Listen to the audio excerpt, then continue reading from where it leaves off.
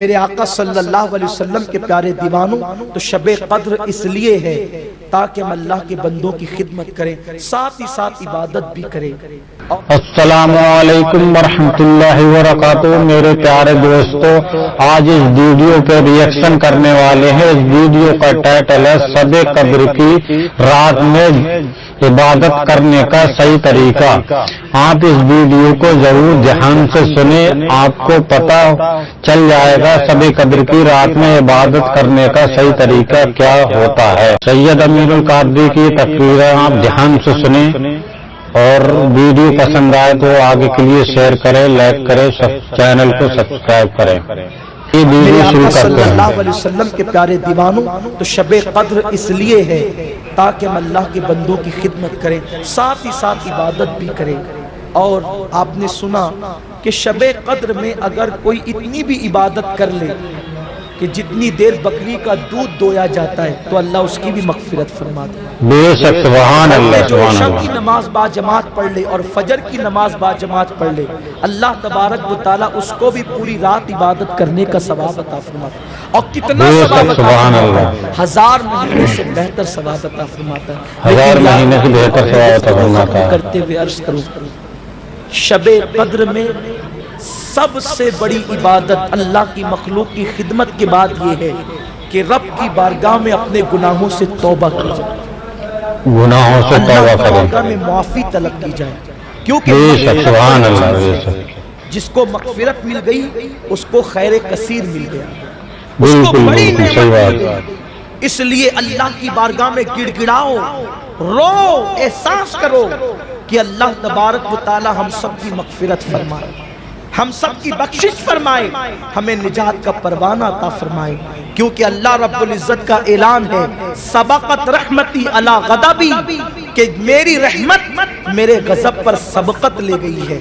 اللہ رب العزت کی بارگاہ میں جب بندہ معافی طلب کرتا ہے تو اللہ اس کو صرف معافی نہیں کرتا بلکہ اللہ رب العزت اس کے گناہوں کو بھی نیکیوں میں تبدیل فرما دیتا ہے۔ بے شک، سبحان اللہ، کتنی بڑی آواز۔ پوچھا تھا، یا رسول اللہ اگر مجھے شب قدر مل جائے تو میں کون سی عبادت کروں، کیا کروں؟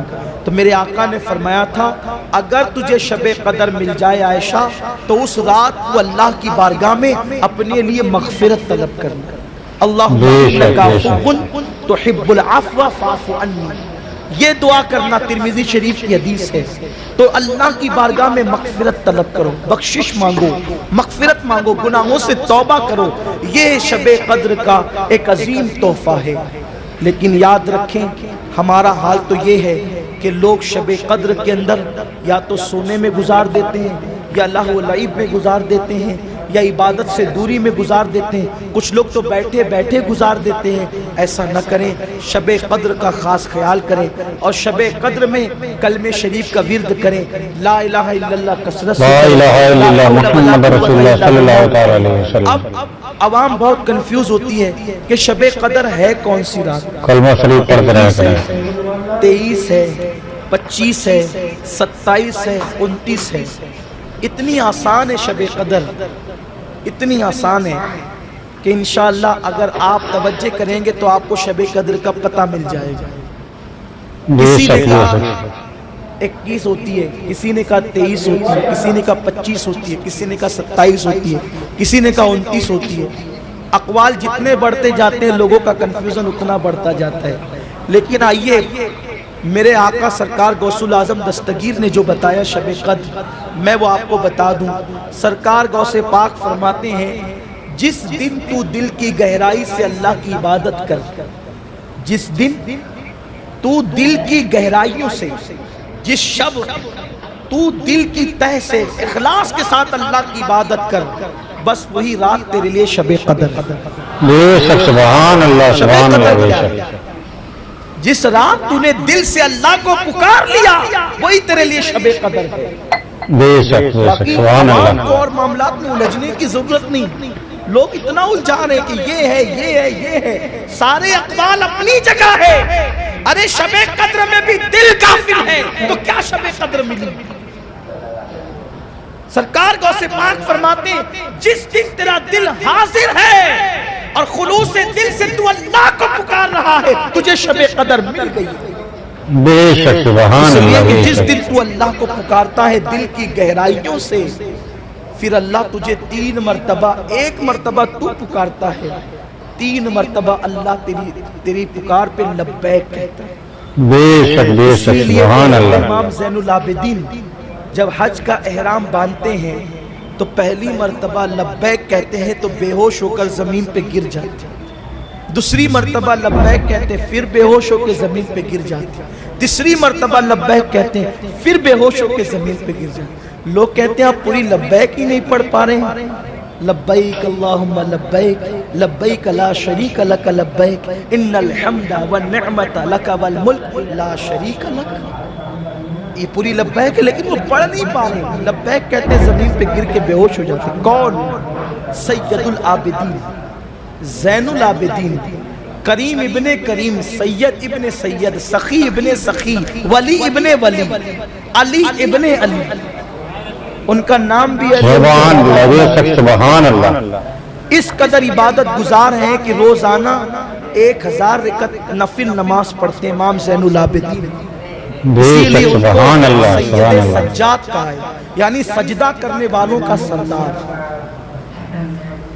لوگوں نے کہا آپ لبیک ہی نہیں پڑھ پاتے، بے ہوش ہو جاتے ہیں۔ ارشاد فرمایا تمہیں پتہ ہے جب بندہ خلوص سے لبیک پڑھتا ہے تو اللہ 3 بار اس کے جواب میں کہتا ہے لبیک و سعدیک، میں بھی حاضر، تو حاضر ہے تو میں بھی حاضر ہوں، اور میں نے تجھے نیک کیا، تجھے برکت والا کیا۔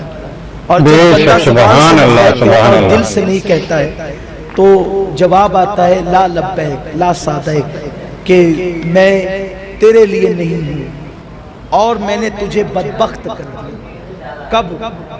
جب لبیک پڑھی جاتی ہے اور دل حاضر نہیں ہوتا۔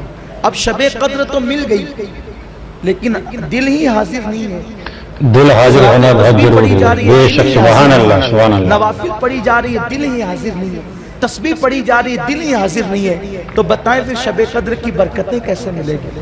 شب قدر کی برکتیں تو ان لوگوں کو نصیب ہوگی جن لوگوں کے قلوب حاضر ہے، دل حاضر ہے، جو اخلاص کے ساتھ اللہ کی عبادت کریں، جو رو رہے بے شک بے شک سبحان اللہ، بے شک۔ میرے آقا صلی اللہ علیہ وسلم فرماتے ہیں اللہ کو تمہارا رونا بہت پسند ہے۔ جب اللہ کی بارگاہ میں حاضر ہویا کرو تو گڑ گڑایا کرو، رویا کرو۔ آقا کریم صلی اللہ علیہ وسلم فرماتے ہیں مکھی کے سر کے برابر بھی اگر کسی کی آنکھ سے آنسو نکل جائے تو اللہ اس کی بھی مغفرت فرما دیتا بے شک سبحان اللہ، سبحان اللہ، بے شک۔ بلکہ اگر کوئی اللہ کے خوف سے روتا ہے تو ہم ہنستے ہیں، ہم مسکراتے ہیں، اس لیے کہ ہمیں رونا نہیں آتا۔ دوست اگر ناراض ہو جائے تو ہم روتے ہیں، بھائی اگر روٹ جائے تو ہم روتے ہیں، گھر سے نکال دیا جائے تو روتے ہیں، بچہ مر جائے تو روتے ہیں، کاروبار میں نقصان ہو جائے تو روتے ہیں، لیکن ہم اللہ کے لیے نہیں روتے۔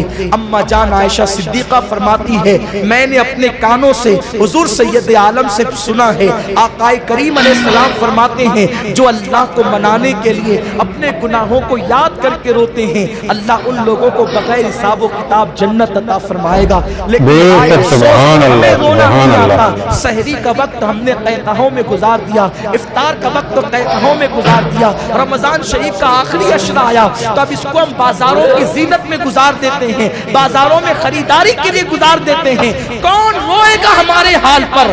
کون روئے گا ہمارے اعمال پر؟ کون روئے گا ہماری آخرت کے حوالے سے؟ یاد رکھیں اللہ کے خوف سے تو پتھر بھی رویا کرتے ہیں، اللہ کے خوف سے تو پتھر بھی رویا کرتے ہیں۔ بے شک سبحان اللہ، سبحان اللہ۔ پتھروں سے زیادہ کہ ہم اللہ کے لیے نہیں روتے، رب کی بارگاہ میں مغفرت نہیں چاہتے، رب کی بارگاہ میں دعا نہیں کرتے۔ اللہ کے حبیب صلی اللہ علیہ وسلم نے فرمایا جس کو ماہ رمضان ملا اور اس کی مغفرت نہیں ہوئی وہ اللہ کی رحمت سے دور ہو گیا۔ ماہ رمضان تو مل گیا، کیا مغفرت بھی مل گئی؟ کیا بخشش بھی مل گئی؟ کیا نجات بھی مل گئی؟ بتاؤ اگر نہیں ملی تو یہ قہقہے کیوں ہے؟ یہ وقت کی بربادی کیوں ہے؟